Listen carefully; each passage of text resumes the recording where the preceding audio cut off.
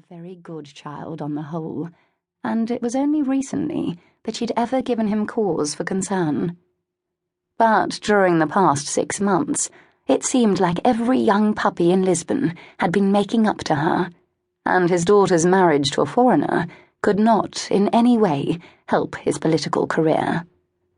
Sir Thomas began to toy with the idea of removing his daughter from harm's way by sending her, say, on a visit to a sister in England.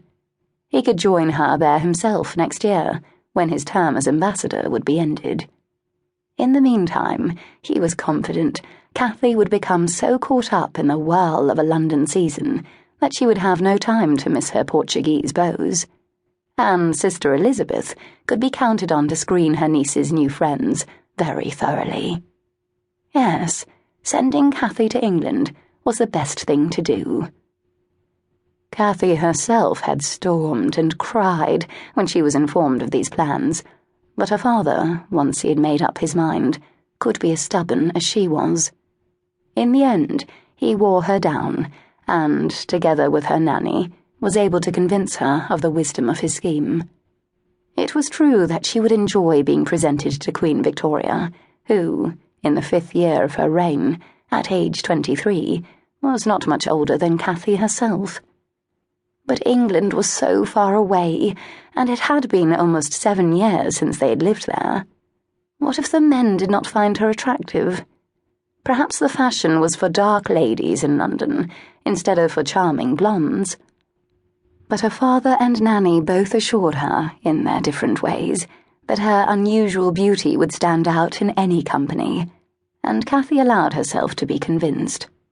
She had been an acknowledged beauty since before she entered her teens, and she could not seriously entertain the thought that any man might not admire her. When the storm of her objections was safely weathered, the Earl heaved a sigh of profound relief, and told himself that he would have to take steps to correct Cathy's wilfulness when he joined her in England. He then turned his attention to making arrangements for her safe transportation there. No easy task in such turbulent times. Lately, there had been much talk of a band of pirates cruising in Portuguese waters and preying on unarmed ships.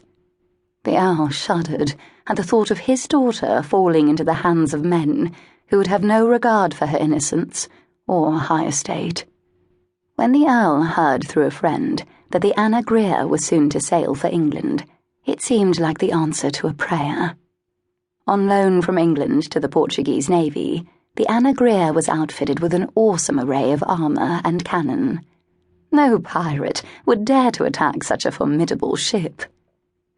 It had been surprisingly easy to arrange for Cathy to be taken on board. She joined a small group of passengers on a ship that had, until this voyage, been confined solely to military operations.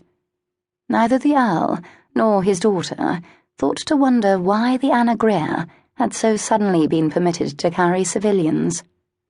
When the time came, Cathy parted from her father with scarcely a qualm.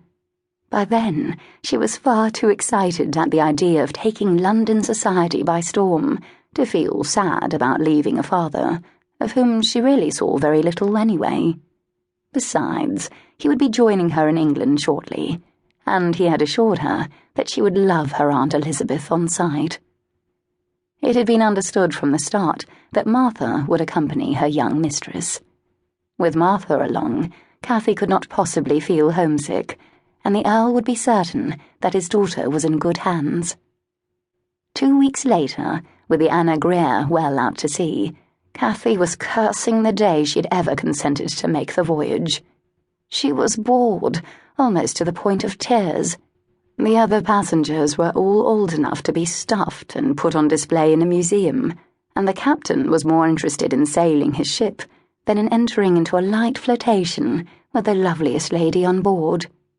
She had attempted to try her charms on various members of the crew, some of whom were attractive in a rough sort of way, but Martha was always hovering nearby to spoil such sport. Cathy sighed, leaning her chin on her hands and staring out over the rail disconsolately. If only something, anything, would happen to relieve the awful boredom.